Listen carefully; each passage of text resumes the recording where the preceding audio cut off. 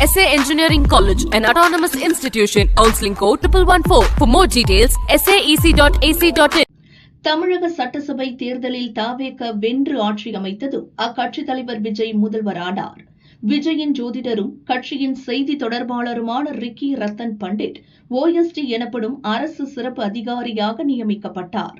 முதல்வரின் இந்த முடிவுக்கு எதிர்க்கட்சிகள் கடும் கண்டனம் தெரிவித்ததை அடுத்து பணி நியமன ஆணை வெளியான மறுநாளே அந்த உத்தரவை அரசு திரும்பப் பெற்றது. ரத்தன் பண்டிட்டுக்கு அரசு பணி வழங்கப்பட்டு உடனே திரும்ப பெறப்பட்ட சம்பவத்தின் பின்னணியில் சுவாரஸ்ய தகவல்கள் வெளியாகியுள்ளன. முன்னாள் திமுக MLA ஒருவர் பிரபல பாஜ MPயிடம் ரத்தன் பண்டிட்டை அறிமுகம் செய்து வைத்துள்ளார். அவர் மூலம் பாஜ மூத்த தலைவர் அத்வானியின் அறிமுகம் கிடைத்துள்ளது.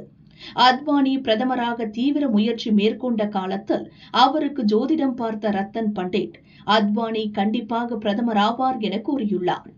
2008இல் மன்மோகன் சிங் பிரதமராக இருந்தபோது அமெரிக்காவுடன் மத்திய அரசு செய்த அணு ஆயுத ஒப்பந்தத்திற்கு இடதுசாரிகள் எதிர்ப்பு தெரிவித்தனர். இதையடுத்து அரசுக்கான ஆதரவை கம்யூனிஸ்டுகள் வாபஸ் பெறும் எனவும் அப்போது அத்வானி பிரதமராவார் என்றும் ரத்தன் பண்டிட் கூறினார்.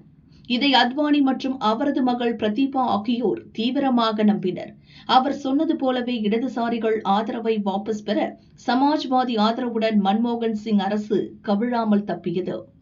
மீண்டும் 2009 தேர்தலில் காங்கிரஸ் அரசு தோல்வியடையும், அத்வானி பிரதமராவது உறுதி என ரத்தன் பண்டிட் அடித்து சொன்னார்.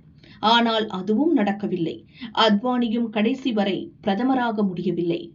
டில்லி, மும்பை என வடமாநில தொழிலதிபர் பலருக்கும் ரத்தன் பண்டிட் ஜோதிட ஆலோசனைகளை வழங்கியுள்ளார். அதுவும் சிலருக்கு சாதகமாகவும் சிலருக்கு பாதகமாகவும் அமைந்துள்ளது. இந்த தகவல்களை மோப்பம் பிடித்த தாவேக நிர்வாகிகள் சிலர் இவரை பற்றி வேண்டும் என்றே மீடியாக்களில் தகவல் கசிய விட்டுள்ளனராம்.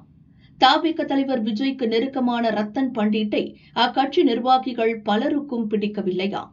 இவரது சொல் கேட்கும் விஜய் கட்சி நிர்வாகத்தில் அடிக்கடி சில மாற்றங்களை செய்கிறாராம்.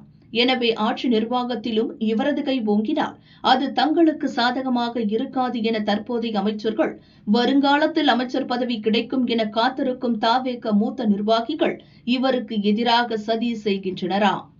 அதன் வெளிப்பாடுதான் முதல் நாள் வழங்கப்பட்ட அரசு பணி அடுத்த நாளே ரத்து செய்யப்பட்டதா? என்னை பற்றி பொதுவெளியில் பலருக்கும் தெரியாது.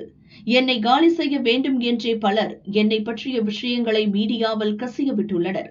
அதன் காரணமாகத்தான் எதிர்க்கட்சிகள் என் பணி நியமனத்தை எதிர்த்தன. அதுவே அரசு பணி பறிப்புக்கு காரணமாக அமைந்துவிட்டது என ரத்தன் பண்டிட் புலம்பி வருகிறாராம்.